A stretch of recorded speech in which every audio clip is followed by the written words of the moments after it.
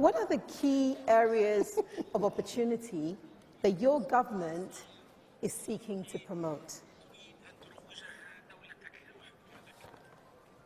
Merci beaucoup. Effectivement, comme vous venez de le dire, la Mauritanie occupe une position stratégique importante entre le Maghreb et l'Afrique. Au niveau de son économie, ce qui est l'objet effectivement de votre question, la Mauritanie dispose de potentialités très importantes. Les aspects ou les secteurs clés de son économie sont essentiellement les mines, la pêche, l'agriculture, l'élevage, les hydrocarbures, les énergies nouvelles, renouvelables plutôt. Donc, en ce qui concerne les mines, mon pays dispose de ressources importantes, essentiellement du fer, du cuivre, de l'or. Au niveau en ce qui concerne le fer, nous avons des potentialités importantes. Nous exportons annuellement une moyenne de 11 à 12 millions de tonnes. En ce qui concerne le cuivre, nous sommes à peu près au niveau de 35 000 tonnes an. Au niveau de l'or, la production est d'environ 350 000 onces. Et ça peut être porté jusqu'à 1 200 000 par an. En ce qui concerne la pêche, nous avons des côtes, la Mauritanie dispose de côtes très poissonneuses, c'est une ressource très importante. Nous avons un potentiel de pêcherie permissible jusqu'aux environs d'1 200 000 tonnes de pélagique. Nous avons à peu près 335 000 tonnes de céphalopodes qu'on peut pêcher annuellement. Au niveau de l'agriculture, nous avons des superficies énormes cultivables, dont 135 000, c'est aux environs de 500 et quelques 1000 hectares, pratiquement un demi-million d'hectares, dont 135 à 140 000 irrigués à partir du fleuve. En ce qui concerne l'élevage, la Mauritanie dispose d'environ 27 millions de têtes de bétail, ce qui est déjà énorme. Au niveau des hydrocarbures, notamment le gaz, nous sommes sur des projets importants.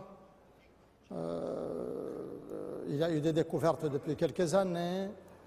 Bientôt, certainement dans 1 ou 2 ans pratiquement, on envisage un début d'exploitation, de développement de ces projets. Tout récemment, nous avons eu des découvertes beaucoup plus intéressantes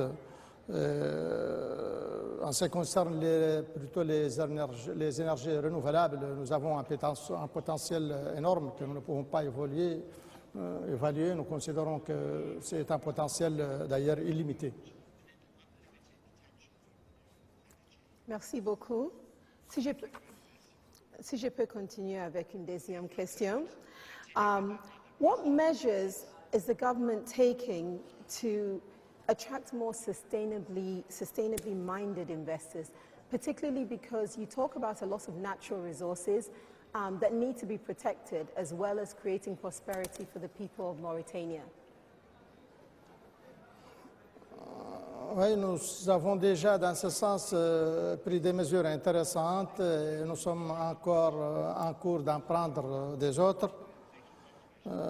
Pour ce qui est des mesures déjà prises en voie de l'être, nous avons déjà renforcé la sécurité sur toute l'étendue du territoire national mauritanien. Vous savez bien que ce n'est pas si évident que cela parce que nous sommes dans une zone où il y a quand même des défis, des turbulences, et de grands défis sécuritaires. Et sur ce plan, nous avons fait des efforts énormes, mais heureusement qui ont donné aussi de très bons résultats.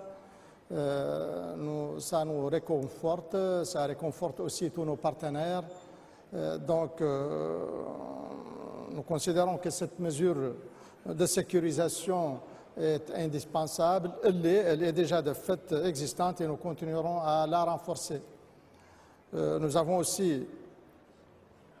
sommes en train de mettre en place un haut conseil de l'investissement rattaché à la présidence de la République et nous le mettons à ce niveau-là pour nous permettre de rassurer les investisseurs. Nous sommes en train de mettre à jour notre code d'investissement. Nous sommes en train de renforcer et de moderniser notre guichet unique. Nous menons des politiques de promotion et de développement de notre secteur privé. Là aussi, c'est quelque chose qui est très important pour nous. Nous considérons que ça doit d'abord venir de nous et nous avons des politiques que nous espérons prometteuses dans ce cadre-là. Nous engageons une politique de modernisation des moyens et des systèmes de paiement. Nous avons créé tout récemment un centre international de médiation et d'arbitrage à Nouakchott, la capitale. Nous avons modernisé et simplifié le code d'arbitrage. Nous avons modifié le code des procédures civiles, commerciales et administratives pour écourter les délais des litiges relatifs à l'investissement de façon générale. Nous avons mis en place un guichet unique au niveau des paiements des droits de douane. Nous avons pris des mesures d'envergure pour renforcer la gouvernance économique dans toutes ses dimensions, notamment dans le cadre de la lutte contre la corruption. Toutes ces mesures et bien d'autres sont là justement pour nous permettre de créer un environnement très propice et favorable à l'investissement. Et de façon générale, nous allons toujours continuer dans le sens d'améliorer tout cet environnement et nous pensons que ça va donner de bons résultats. Merci beaucoup.